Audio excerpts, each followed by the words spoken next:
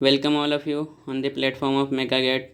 तो पहले हम लोग ये देखते हैं कि लास्ट लेक्चर में क्या पढ़े थे। तो लास्ट लेक्चर में हम लोग एनर्जी इंटरेक्शन के ऊपर स्टडी किए थे, जिसमें हम लोग वर्क के ऊपर एनालिसिस किए थे और उसके sign convention, open system work, close system work, इन सब के ऊपर ब्रीफ स्टडी किए थे। आज के लेक्चर में ओपन सिस्टम वर्क के ऊपर एनालिसिस करेंगे और एनर्जी इंटरेक्शन का जो सेकेंड पार्ट है क्या हो हीट, उसको हम लोग स्टडी करेंगे। तो चलो शुरू करते हैं।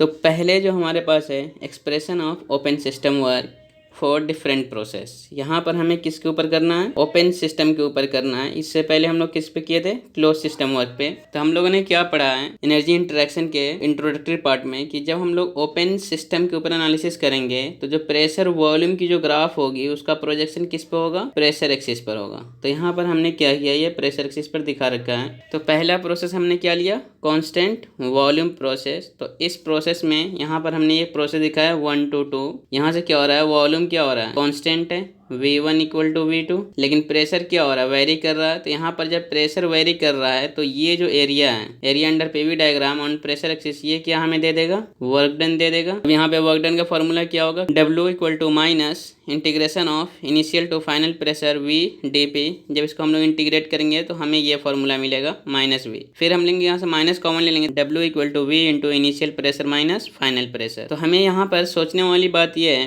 कि क्लोज सिस्टम के अंदर कांस्टेंट वॉल्यूम प्रोसेस में वर्क डन क्या आया था? 0 आया था। लेकिन ओपन सिस्टम के अंदर वर्क डन क्या होगा? 0 नहीं होगा। अगर हमसे ये क्वेश्चन कोई पूछे कि एक प्रोसेस है जो कांस्टेंट वॉल्यूम पर किया गया है तो उस केस में वर्क डन क्या होगा? तो हम यहाँ पर वर्क डन 0 नहीं बोल सकते। क्यों? क्योंकि हमें उसने क्लियर नहीं बताया कि वो सिस्टम ओपन सिस्टम है या क्लोज सिस्टम है। अगर ओपन सिस्टम होगा तो वर्क डन 0 नहीं होगा, अगर क्लोज सिस्टम है तो वर्क डन 0 है। तो इस केस में हमें पहले क्या पूछना पड़ेगा? जिसने क्वेश्चन हमसे पूछा है, पहले हम मुझे ये डिफाइन करो कि सिस्टम ओपन सिस्टम है और क्लोज सिस्टम है। अगर वो बोलेगा क्लोज सिस्टम है तो नो डाउट 0 होगा, अगर ओपन सिस्टम है तो 0 नहीं होगा। तो कांस्टेंट प्रेशर प्रोसेस को हमने यहाँ से 1 to 2 ये प्रोसेस दिखाया है। यहाँ पर क्या हो रहा है? प्रेशर सेम है और ये ओपन सिस्टम है।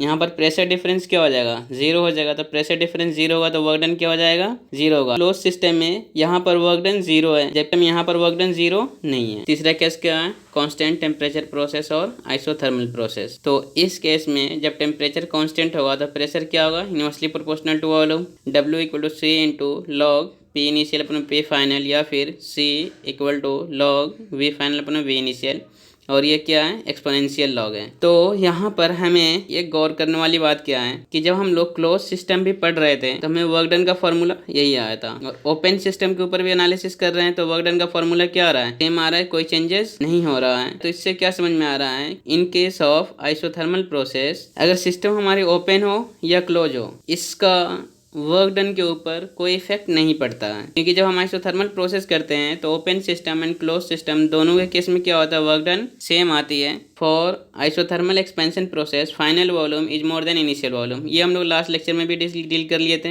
एक्सपेंशन प्रोसेस में क्या होगा? वॉल्यूम इंक्रीमेंट होगा और प्रेशर का डिक्रीमेंट होगा। तो यहाँ पर क्या होगा? Final volume is more than initial volume. अब यहाँ पर जब इसका रेशियो भी लेंगे final volume to initial volume तो मोर देन 1 होगा। सेकेंड, इसमें क्या नोट पॉइंट बन रहा है? In case of isothermal expansion process as the volume increases, therefore by using the expression of open system work for isothermal process, the value of work is positive, which indicates work done by the system। ये भी point को हम लोगों ने last lecture में deal किया था कि अगर वॉल्यूम का एक्सपेंशन हो रहा है तो वर्क डन क्या आ जाएगा? पॉजिटिव हो जाएगा। इसका मतलब क्या समझ में आ रहा है कि अगर वर्क डन पॉजिटिव होगा तो work done by the system होगा, मतलब हमें सिस्टम ने वर्क कुछ करके दिया। और ये रिलेशन हम लोग यहाँ से निकाले हैं, क्या है? P inversely proportional to volume है। तो जब हम लोग इसका रेशियो लेंगे तो फाइनल वॉल्यूम अपने initial volume equal to initial pressure अपने फाइनल प्रेशर, इसी को हमने यहाँ पर रिप्लेस किया इसको। अभी हमने क्या देखा?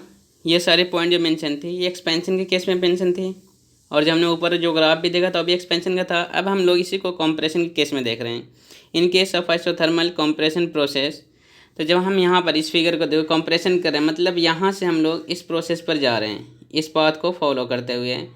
तो यहाँ पर देखो वॉल्यूम का क्या हो रहा है, डिक्रीमेंट हो रहा है। जब वॉल्यूम डिक्रीमेंट होगा मीन्स क्या होगा कि कंप्रेशन स्टार्ट होगा, कंप्रेशन स्टार्ट होगा तो प्रेशर क्या होगा, इंक्रीज होगा। तो अब यहाँ पर इनिशियल वॉल्यूम ये है और फाइनल वॉल्यूम ये है। तो इसको जब हम लोग यहाँ पर रेशियो लेंगे final volume to initial volume, तो ये क्या हो जाएगा, लेस देन 1 हो जाएगा। ये जस्ट उल्टा किसका हो गया, एक्सपेंशन प्रोसेस का। वर्क डन निकालेंगे तो W equal to C into log V final अपना वी इनिशियल या C into log P initial P final. तो यहाँ पर देखो ये जो वैल्यू आ रही है क्या आ रही है, लेस देन 1 आ रही है। ये भी क्या हो जाएगी, लेस देन 1 आ जाएगी। तो हम लोग को पता है कि अगर जब कोई भी लॉग हो या एक्सपोनेंशियल और नेचुरल लॉग हो, अगर उसकी आर्गुमेंट क्या हो रहा है, लेस देन 1 होती है तो उसकी वैल्यू निगेटिव आती है। अगर कोई एक्सपोनेंशियल जैसे यहाँ पर x मान लो लेस देन 1 है, तो यहाँ पर अगर ये x की वैल्यू लेस देन 1 होगी तो इसकी जो भी वैल्यू आएगी निगेटिव में आएगी। मीन्स ये पूरी वैल्यू क्या आएगी, निगेटिव में होगी। तो इससे हमें क्या समझ में आया कि work done on this system, मतलब हमने सिस्टम के ऊपर वर्क किया। यहाँ पर एक नोट पॉइंट है जो भी हम लोग ऊपर डिस्कशन किया था उसी को मैंने लैंग्वेज में लिखा है। In case of isothermal process, तो आइसोथर्मल प्रोसेस जो होगा तो उस केस में जो वर्क डन होगा both open system work and close system work क्या होगा, दोनों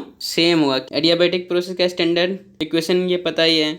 अब इस केस में जो वर्क डन होगा गामा अपन में gamma -1 into P initial V initial minus P final V final. यहाँ पर एक ही फर्क है क्लोज सिस्टम वर्क से कि सिर्फ क्या यहाँ पर गामा आ रहा है। क्लोज सिस्टम में हमने क्या देखा था कि P initial V initial minus P final into V final upon में गामा -1 था। ये क्लोज सिस्टम वर्क है, लेकिन यहाँ पर क्या आ रहा है, गामा टाइम्स आ जा रहा है। तो इससे हमें ये समझ में आया इन case of adiabatic process open system में जो वर्क होगा वो क्लोज सिस्टम का गामा टाइम्स होगा। नेक्स्ट प्रोसेस है पोलिट्रोपिक प्रोसेस। ये भी एक्सप्रेशन पता है, ये स्टैंडर्ड जो है। इस केस में भी क्या होगा कि ओपन सिस्टम वर्क जो होगा इन टाइम्स ऑफ क्लोज सिस्टम। ये तो हमें पता है कि पॉलीट्रोपिक प्रोसेस क्या है, सिमिलर टू एडियाबैटिक प्रोसेस है except heat interaction between system and surrounding. इसलिए हम लोग जो क्लोज सिस्टम में स्टडी किए थे उसमें हम लोग गामा की जगह क्या रिप्लेस कर रहे थे, एन को रिप्लेस कर रहे थे। यहाँ पर भी वही काम कर रहे हैं, ये सेम फार्मूला है। गामा की जगह हमने क्या किया, एन को रिप्लेस कर दिया और ये हमारा फार्मूला बन गया। तो अब हम लोग एनर्जी इंटरेक्शन के सेकेंड पार्ट को पढ़ते हैं, हीट। यहाँ पर हम लोग जो भी स्टडी कर रहे हैं वर्क और हीट को इंडिविजुअली स्टडी कर रहे हैं ओपन सिस्टम के लिए और क्लोज सिस्टम के लिए। लेकिन जब हम लोग फर्स्ट लॉ पढ़ेंगे तो उसमें हम लोग हीट एंड वर्क के ऊपर कंबाइंड स्टडी करेंगे। It is a form of energy interaction due to temperature. मतलब ये क्या, ये भी एक एनर्जी इंटरेक्शन का फॉर्म है, लेकिन किसकी वजह से, टेम्परेचर की वजह से जो भी एनर्जी का इंटरेक्शन आएगा उसको क्या बोलेंगे, हीट बोलेंगे। अब हीट का फॉर्मूला क्या है, del Q equal to M C delta T. अब यहाँ पर मैंने डी क्यू क्यों नहीं लिखा, डेल क्यू क्यों लिखा, क्योंकि हम लोग पढ़ रखे हैं एग्जैक्ट फंक्शन एंड इनएग्जैक्ट फंक्शन और पॉइंट फंक्शन, पाथ फंक्शन। तो उसमें हम लोगों ने देखा थे कि कौन सा फंक्शन एग्जैक्ट होगा, कौन सा फंक्शन इनएग्जैक्ट होगा। अब उसको किस तरीके से डिफाइन किए थे, इसको हम लोग पॉइंट एंड पाथ फंक्शन वाले लेक्चर में डील किए थे। तो अभी यहाँ पर सिंपली ये समझो कि हीट क्या एक पाथ फंक्शन है, इसलिए हमने इसको क्या किया, पार्शियल डिफरेंशियल से डिनोट किया है। और M C delta T, M क्या हमारे यहाँ पर मास है, सी क्या है स्पेसिफिक हीट है और डेल टी क्या है टेम्परेचर डिफरेंस है। अब तुम टेम्परेचर डिफरेंस चाहे डिग्री सेल्सियस में रखो या केल्विन में रख करके टेम्परेचर डिफरेंस निकालो, दोनों की जो वैल्यू आएगी वो सेम ही आएगी। तो जब भी हमें टेम्परेचर डिफरेंस निकालना हो तो हम यूनिट कन्वर्जन नहीं यूज करेंगे, मतलब डिग्री सेल्सियस केल्विन में नहीं बदलेंगे, फालतू में हमारी टाइम वेस्ट होगी। तो जो भी यूनिट है हम उसमें उसका डिफरेंस ले लेंगे। नेक्स्ट टॉपिक हमारी है specific heat. It is the amount of heat, ये क्या है, अमाउंट ऑफ हीट है which is required to raise the temperature, यानी टेम्परेचर को इंक्रीज करने के लिए जो अमाउंट ऑफ हीट रिक्वायर्ड होती है, लेकिन कंडीशन क्या दिया गया है, of unit mass by unit temperature difference. Next है साइन कन्वेंशन। अब यहाँ पर हमें देखना क्या है कि अगर हम सिस्टम को हीट दे रहे हैं या ले रहे हैं तो उस केस में हम साइन क्या यूज करेंगे। अगर हम सिस्टम को हीट दे रहे हैं मीन्स सिस्टम को हीट क्या कर रहे हैं, सप्लाई कर रहे हैं, तो उस केस में क्या हो जाएगा, पॉजिटिव होगा। जब सिस्टम से हीट निकल रहा है मीन्स रिजेक्ट हो रहा है या सिस्टम से हीट को निकाल रहे हैं, जिसको क्या बोलते हैं एक्सट्रैक्शन, तो उस केस में जो हीट की वैल्यू आएगी वो निगेटिव में आएगी। एक तरह से देखा जाए तो ये जस्ट वर्क डन के ऑपोजिट है। वर्क डन हमने क्या देखा था कि सिस्टम के ऊपर वर्क करेंगे तो क्या होगा, वो निगेटिव होगा, लेकिन यहाँ पर सिस्टम को हीट दे रहे हैं तो क्या है, पॉजिटिव है। सिस्टम ने जो वर्क दिया उसको हम लोग पॉजिटिव लिए थे, यहाँ पर सिस्टम से जो हीट निकल रहा है उसको हम लोग क्या ले रहे हैं, निगेटिव ले रहे हैं। तो इस तरह से देखा जाए तो दोनों एक दूसरे के जस्ट अपोजिट हैं। तो नेक्स्ट टॉपिक है टाइप्स ऑफ हीट। पहले क्या है, सेंसिबल हीट। अब ये सेंसिबल हीट को कैसे समझेंगे, ये देखो जरा। It is a form of heat interaction. ये क्या है, ये भी एक हीट इंटरेक्शन की फॉर्म है by virtue of temperature difference.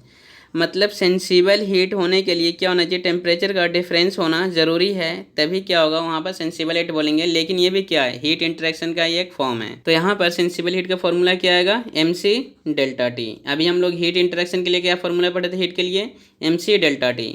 तो वहाँ पर भी टेम्परेचर डिफरेंस का रोल था और यहाँ पर भी टेम्परेचर डिफरेंस का रोल है।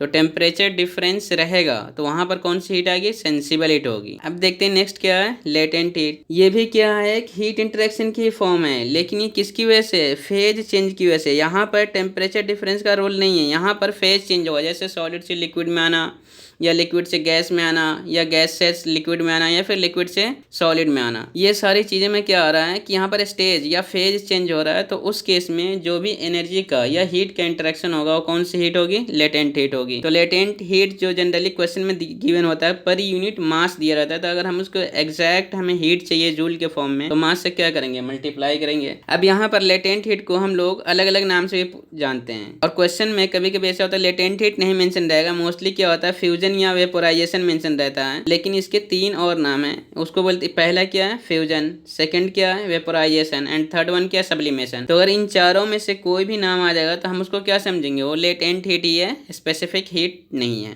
या हमें ये याद रखना है सेंसिबल हीट मेंशन नहीं है, मतलब हमें क्या रखना है कि वो कौन सी हीट होगी, लेटेंट हीट ही होगी। तो एक शॉर्ट तरीका ये याद रखने का। अब हम लोग जरा इसको एग्जाम्पल से समझते हैं। हमने यहाँ पर टेम्परेचर का डिफरेंस लिया है इंटरवल में, डिफरेंट इंटरवल पर। तो पहले हमने क्या लिया, -10 डिग्री से 0 डिग्री सेल्सियस तक, फिर 0 डिग्री सेल्सियस से 100, फिर 100 डिग्री सेल्सियस से 150 डिग्री। तो हम लोग को पता है कि 0 डिग्री या उससे कम टेम्परेचर में अगर वाटर आएगा तो क्या आ जाएगा, आइस का फॉर्म में, मीन सॉलिड के फॉर्म में आएगा। फिर टेम्परेचर 0 डिग्री से इंक्रीमेंट होगी और 100 डिग्री सेल्सियस तक जाएगी, तो उस केस में क्या हो जाएगा, आइस से वो लिक्विड में आ जाएगी, मीन्स वाटर में आ जाएगी। फिर अगर 100 डिग्री सेल्सियस से और ज्यादा टेम्परेचर बढ़ा रहे हैं तो वाटर किस में बदल जाएगा, वेपर या स्टीम में बदल जाएगी। तो यहाँ से देखो हमने इसको इसके टेम्परेचर के इंटरवल के अकॉर्डिंग इसके स्टेज को यहाँ पर नोट कर रखा है। -10 डिग्री सेल्सियस से 0 डिग्री सेल्सियस, यहाँ पर क्या होगा, आइस में ही रहेगी। तो यहाँ पर क्या हो रहा है, टेम्परेचर डिफरेंस आ रहा है, तो ये क्या हो जाएगा, स्पेसिफिक हीट। फिर टेम्परेचर यहाँ पर क्या हो रहा है, सेम आ रहा है। तो फेज चेंज जो होता है ना, कांस्टेंट टेम्परेचर पे होता है। जब फेज चेंज होगा तो टेम्परेचर वेरी नहीं करेगा, तो इसलिए यहाँ से यहाँ तक टेम्परेचर क्या हो रहा है, सेम रह रहा है। तो ये जो केस है क्या होगा, लेटेंट हीट का आएगा।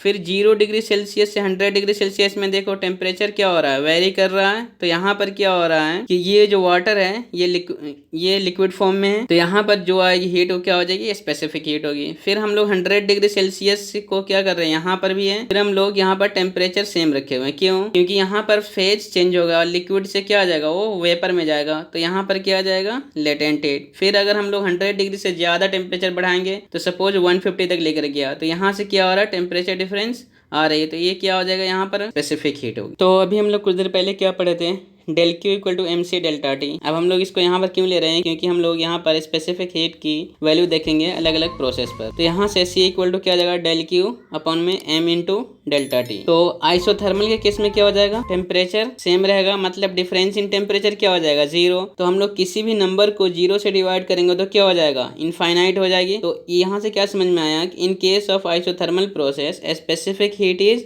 इनफाइनाइट। अगर यही हम लोग एडियाबैटिक प्रोसेस में यूज करेंगे, तो एडियाबैटिक प्रोसेस में क्या होता है कि हीट इंटरेक्शन क्या होता है, सिस्टम एंड सराउंडिंग के बीच 0 हो जाएगा। तो 0 को हम लोग किसी भी नंबर से डिवाइड करेंगे तो 0 ही रहेगा। तो एडियाबैटिक के केस में क्या हो जाएगा, स्पेसिफिक हीट 0 हो जाएगा। तो हम लोग सेकेंड नोट पॉइंट को समझते हैं, और ये इंपॉर्टेंट भी है। In case of solids and liquid a single value of specific heat, whereas in case of gases it depends on process. तो यहाँ में ये समझ में आया कि सॉलिड और लिक्विड के केस में स्पेसिफिक हीट की जो वैल्यू होगी वो एक सिंगल होगी, मतलब वो डिपेंड किसी चीज पर नहीं करेगा, उसकी जो एक वैल्यू होगी वही रहेगी और किसी भी कंडीशन में वह चेंज नहीं होगी। लेकिन इन केस ऑफ गैस ये डिपेंड किस पे करता है, प्रोसेस पर। प्रोसेस टू प्रोसेस वेरी कर रहा है। जैसे एग्जांपल के तौर पे यहीं पे देखो, हमने आइसोथर्मल प्रोसेस यूज किया तो इनफाइनाइट हो गया, एडियाबैटिक प्रोसेस यूज किया तो 0 हो गया। तो ऐसा लिक्विड और सॉलिड के केस में नहीं है। अब स्पेसिफिक हीट की वैल्यू वाटर के लिए 4.187 किलोजूल पर केजी पर केल्विन होता है, लेकिन हम लोग अपने कैलकुलेशन के लिए 4.2 यूज कर लेते हैं। ये हम लोग पढ़ चुके हैं। CP CV एयर के लिए कितना है, 1.005 एंड 0.718। फिर गामा की वैल्यू क्या होती है, ये रेशियो ऑफ CP/CV हम लोग लास्ट लेक्चर में पढ़े थे, और R इक्वल टू CP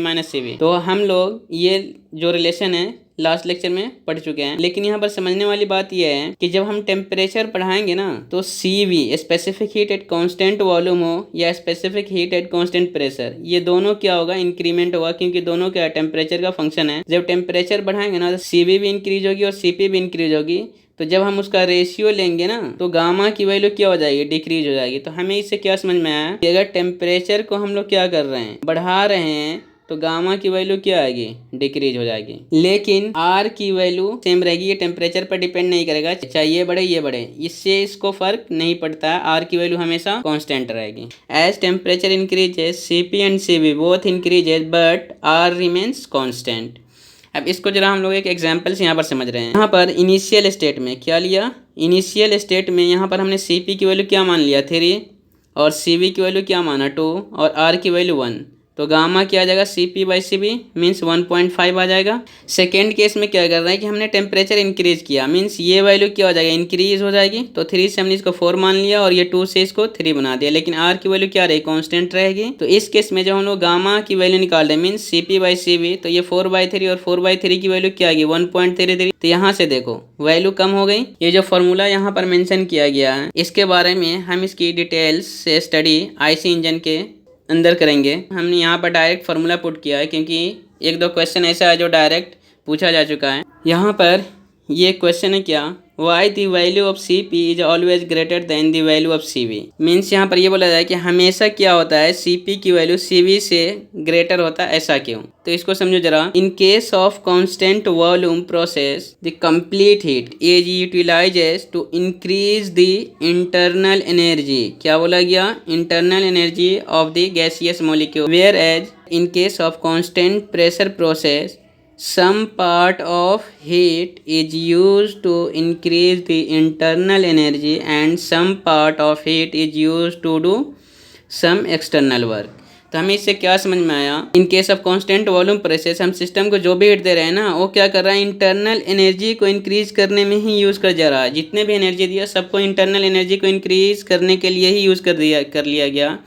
जबकि हम लोग कांस्टेंट प्रेशर प्रोसेस करते हैं तो उसमें कुछ पार्ट को क्या कर रहा है, इंटरनल एनर्जी को इंक्रीज करने के लिए यूज़ कर रहा है। जो कुछ पार्ट जो हीट का बच गया उसको किस में यूज़ किया जा रहा है, वर्क करने में, एक्सटर्नल वर्क। यही इसका रीज़न है कि CP की वैल्यू हमेशा क्या होती है, बड़ी होती है CV से।